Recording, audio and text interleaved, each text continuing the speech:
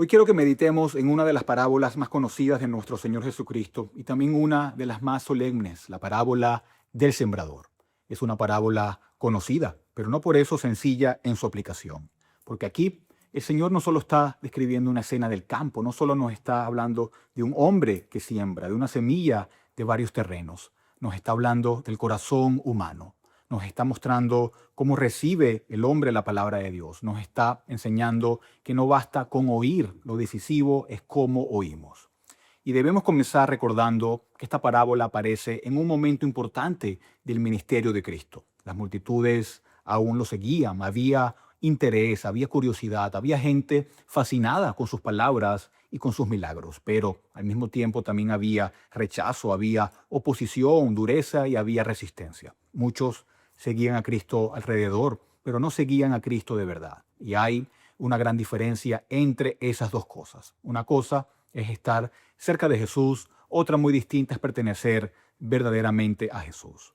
Y en ese contexto, el Señor comienza a enseñar en parábolas. Y él mismo explica por qué lo hace. Las parábolas tienen un doble efecto. A unos les revelan la verdad, a otros se la esconden, a unos les aclaran el mensaje, a otros los dejan en mayor oscuridad. La misma enseñanza que ablanda, a otros endurece. La misma luz que ilumina, a unos deja más ciegos. El mismo sol que derrite el hielo, endurece el barro.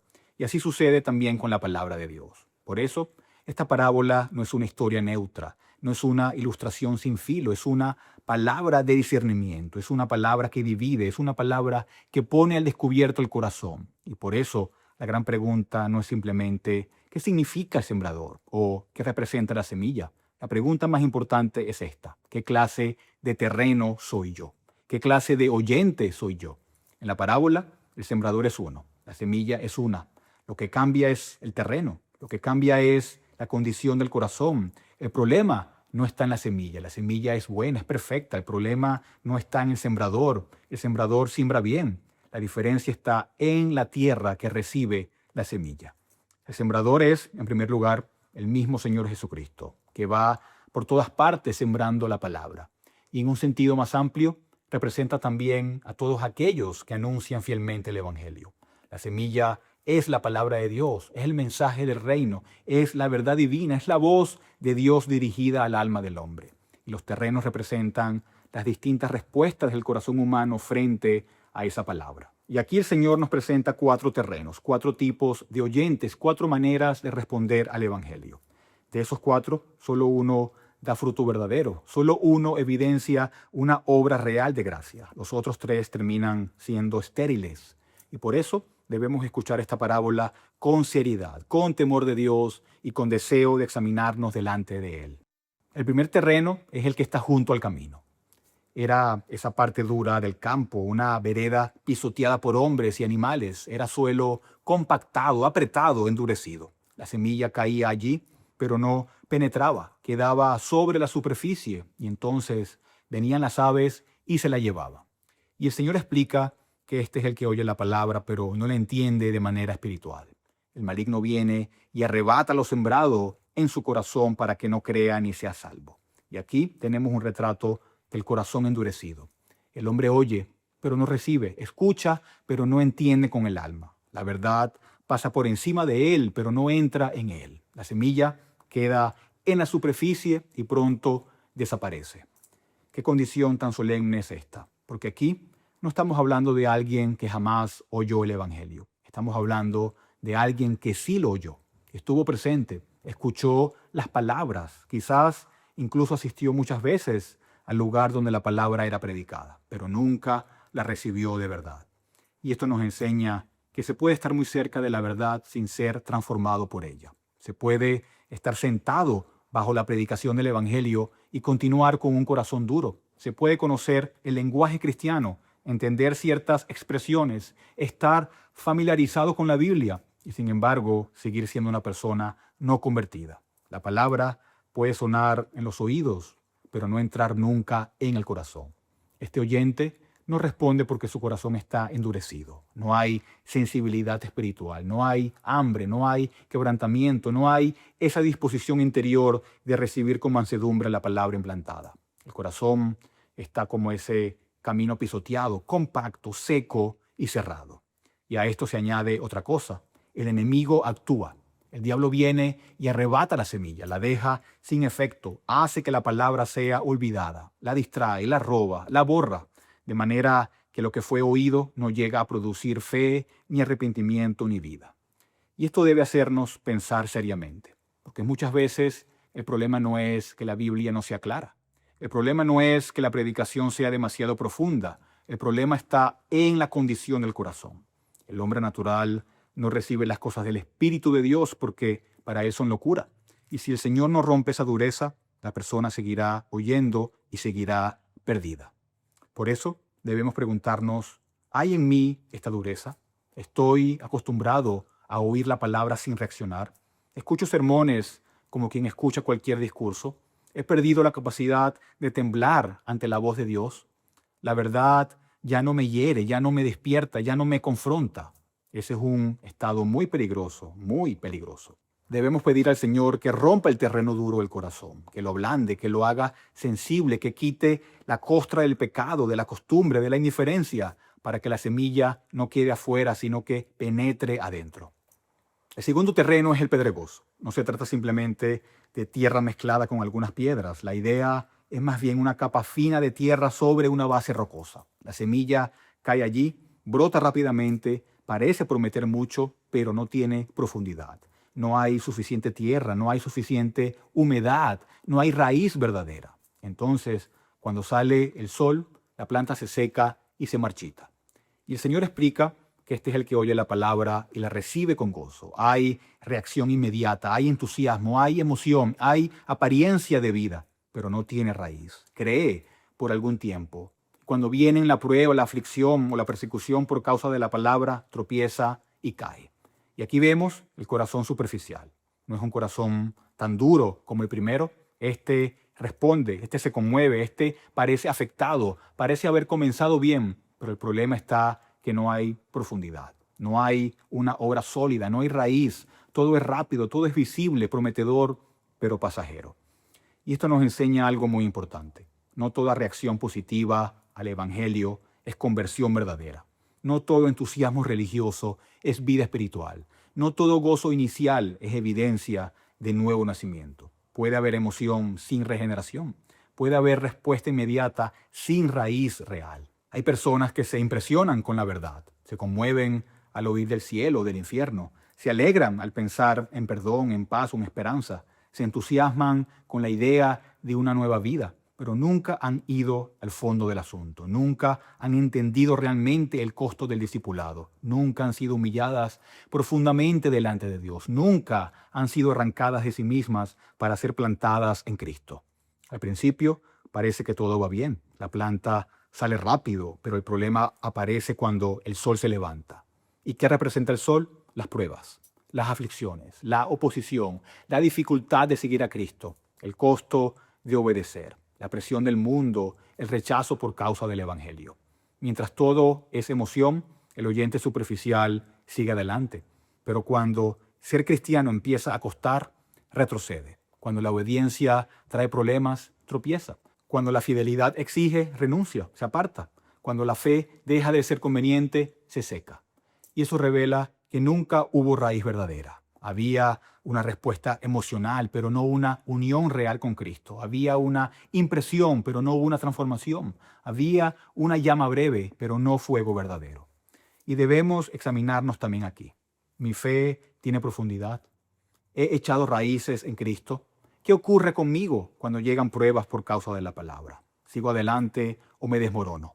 ¿Mi vida cristiana depende de sentimientos pasajeros? ¿Depende del ambiente, del ánimo, de la emoción, del momento? ¿O hay una obra más profunda y más firme? El Señor no nos llama a una religión superficial. No nos llama a decisiones rápidas que luego se evaporan. Nos llama a una fe que persevera, a una fe que soporta el calor, a una fe que permanece cuando cuesta y que no solo brota, sino que echa raíz. Llegamos ahora al tercer terreno, el de la semilla que cae entre los espinos. Aquí la tierra puede parecer mejor que la anterior. No está endurecida como el camino, no está sobre roca poco profunda. De hecho, la semilla brota. Hay cierta apariencia de progreso, pero el problema es que en ese mismo terreno también crecen espinos. Los espinos compiten con la planta, la rodean, le quitan la luz, le quitan el espacio, le quitan la humedad y la fuerza hasta ahogarla. Y el Señor explica qué significan estos espinos: los afanes de este mundo, el engaño de las riquezas y los placeres de esta vida.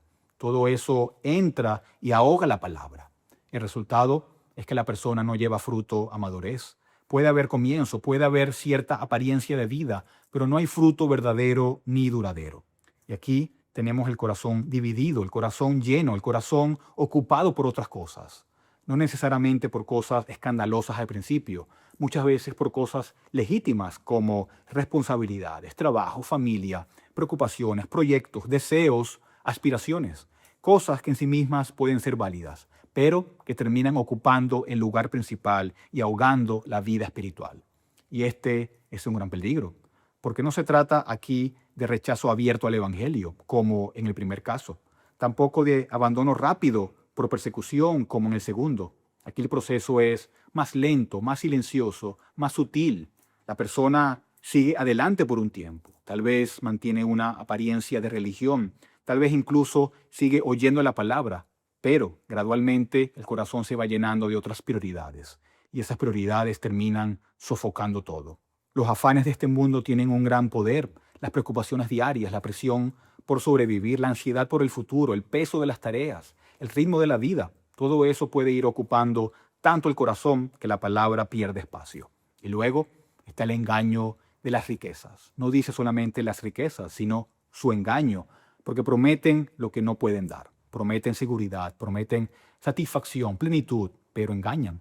Y el corazón puede ser capturado por el deseo de prosperar, de avanzar, de ganar más, de vivir mejor. Y en medio de todo eso, la palabra queda relegada. Y también están los placeres de esta vida, las cosas que atraen, las cosas que entretienen, las cosas que seducen, las cosas que parecen dulces al corazón natural. El mundo, con todos sus encantos, con todas sus propuestas, con todas sus distracciones, puede ir consumiendo el alma hasta dejarla espiritualmente estéril. Este terreno es especialmente peligroso porque la persona puede engañarse con facilidad. Puede pensar que todo está bien porque no ha rechazado abiertamente el Evangelio. Puede incluso pensar que es creyente porque no ha apostatado de manera visible. Pero la pregunta sigue siendo la misma: ¿hay fruto? ¿La palabra está produciendo obediencia, santidad, perseverancia y transformación? ¿O está siendo ahogada lentamente? Por eso debemos examinarnos también. ¿Qué cosas están compitiendo en mi corazón con la palabra de Dios? ¿Qué cosas me ocupan tanto que ya no tengo apetito espiritual? ¿Qué espinos estoy permitiendo crecer? ¿Qué afanes, qué deseos, placeres, qué metas, qué preocupaciones están sofocando mi comunión con Dios? Y debemos ser cuidadosos en el cultivo del alma. No basta con amar las flores, también hay que arrancar las malas hierbas. No basta con desear fruto, hay que luchar contra lo que ahoga el fruto. El corazón necesita vigilancia, necesita limpieza, necesita orden, necesita que las cosas de Dios tengan una prioridad real. Finalmente, llegamos al cuarto terreno, la buena tierra. La semilla cae allí, brota, crece y da fruto. No solo comienza, sino que llega la cosecha. No solo muestra vida inicial, sino fruto maduro. Y este fruto aparece en distintas medidas: 30, 60, 100 por uno. No todos producen en igual grado, pero todos producen. Y el Señor explica que este es el que oye la palabra con corazón bueno y recto, la retiene y da fruto con perseverancia. Y aquí está el verdadero creyente. Aquí está el corazón en el cual la gracia de Dios ha obrado realmente. No un corazón perfecto, pero sí preparado por Dios. No un corazón naturalmente mejor que los otros, sino un corazón transformado por la gracia. La buena tierra oye la palabra, la entiende espiritualmente, la recibe, la guarda, no la deja escapar, no la abandona, no la deja ahogarse, la retiene, la atesora, la conserva en el alma, y entonces esa palabra produce fruto. Y esa es la marca decisiva: el fruto, no una emoción pasajera, no una reacción rápida, no una profesión externa, sino fruto, fruto de arrepentimiento, fruto de obediencia, fruto de perseverancia, fruto de amor a Cristo, fruto de santidad y de transformación real en la vida. Y el Señor añade algo muy importante: este fruto viene con perseverancia. no se trata simplemente de un buen comienzo, se trata de continuar, se trata de permanecer, se trata de seguir oyendo, seguir guardando, seguir creyendo, seguir andando. La buena tierra no es solo la que recibe bien por un día, es la que persevera. Eso no significa perfección. El creyente verdadero todavía lucha con dureza, lucha con superficialidad, con espinos de alguna medida. Todavía conoce la debilidad, todavía sufre distracciones, todavía experimenta pruebas. Pero el rasgo dominante de su vida es que la palabra permanece, la palabra obra y da fruto. No perfectamente, pero realmente. No sin lucha, pero con perseverancia. Y eso también es importante. No todos los creyentes dan el mismo nivel de fruto. Algunos 30, otros 60, otros 100 por uno. Hay distintos grados de madurez y de utilidad, pero todos los verdaderos creyentes dan fruto. Y esa es la señal verdadera. Donde la gracia ha obrado, habrá fruto. Tal vez pequeño al principio, tal vez mezclado con debilidad, tal vez menos visible a los propios ojos, pero habrá fruto real. Por eso debemos preguntarnos al final, ¿hay fruto en mi vida? No perfección, no impecabilidad, pero sí fruto. La palabra me está cambiando, la palabra me lleva a amar más a Cristo, la palabra me hace odiar más el pecado, la palabra me mueve a obedecer, la palabra permanece en mí y yo en ella. Esta parábola es en el fondo una parábola sobre los oyentes, una parábola sobre el corazón, una parábola sobre cómo recibimos la palabra de Dios. Y tal vez hoy haya alguno cuyo corazón ha sido como el camino, endurecido, cerrado, indiferente. Tal vez haya alguno que ha reaccionado muchas veces, pero solo superficialmente, como la tierra pedregosa. Tal vez haya alguno en quien la palabra ha sido ahogada por espinos, los afanes, las riquezas, los placeres, las distracciones y el mundo. Y tal vez haya también aquellos en quienes la gracia de Dios ha hecho una obra verdadera, de manera que aunque con debilidad, la palabra ha dado fruto con perseverancia. Pero lo importante es no engañarse. No basta con estar entre la multitud, no basta con oír, no basta con tener interés religioso, no basta con empezar bien, no basta con emocionarse. La gran cuestión es esta: ¿qué está haciendo la palabra de Dios en mí? ¿Qué está haciendo la palabra de Dios en tu vida? El Señor sigue sembrando hoy. La semilla sigue siendo esparcida hoy. La palabra sigue saliendo hoy. Y el llamado sigue siendo urgente. El que tiene oídos para oír, oiga. Pidamos entonces al Señor que quite toda dureza de nuestro corazón, que quite toda superficialidad, que arranque los espinos, que prepare la tierra, que haga nuestro corazón bueno por su gracia, que nos dé no solo oír la palabra, sino recibirla, guardarla y dar fruto con perseverancia. Porque al final, hermanos, lo que esta parábola nos enseña es que la prueba real no es si hemos oído mucho, sino si hemos dado fruto. Y donde Cristo ha obrado de verdad, allí habrá fruto para la gloria de Dios.